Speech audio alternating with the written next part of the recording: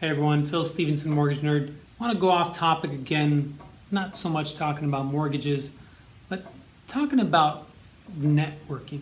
A lot of people say, oh, I don't do that networking. It's just everybody walking around passing out business cards. And I get it. I get how it can seem to be that way.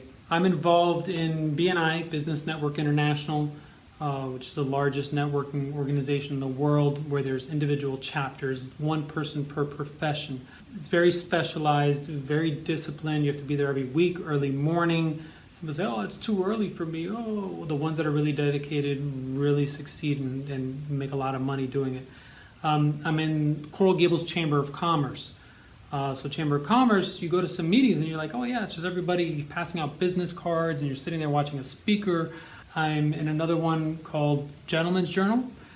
Not really a networking group. It's more of a mastermind and sharing and business and personal and just gentlemen getting together and talking. There are ladies groups like it as well. I'm also in another one called National Association of Divorced Professionals. Not divorced with a D, but at the end, but you are in the divorce process, helping people out in the divorce process. All of these are different. They have different components, different reasons. When I was only doing reverse mortgages, I got out of BNI because it's one person per profession, and it was hard for those 30, 40 people to give me reverse mortgage referrals because it's so specialized. So I focused more on the Chamber of Commerce, where there's a wider net being cast to different people, more bankers, more other mortgage professionals, financial advisors, realtors, and then just anybody. There were individuals in there that did reverse mortgages with me.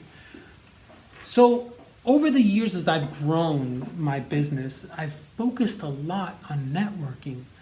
Other people in mortgage business, they'll focus on realtors, which is great. I have realtors that love me, that send me business.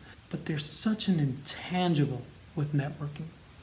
Now, me being a Miami fan all around, Dolphins, Heat, Marlins, and somewhat, I don't watch baseball much, Panthers, UM, FIU. I hate to say this, but Tom Brady has the intangibles. Tom Brady came in and he was terrible, and no one wanted him, 6th-round pick. The coach said, Tom Brady picked up the coach's book and it had all these negative things about him in training camp. But he has this intangible. He has this je ne sais quoi. He has this thing about him that he just always makes it happen. I hate it, but he does. Networking has an intangible too. It might not be how much money you're making, how much business you're getting, but the contacts go a long way. The education and other aspects of it as well. This is just my consejo, my advice to those of you who are considering it and are like, oh, should I? Oh, but it's this and it's that. Dedicate yourself. Find a group, focus on it.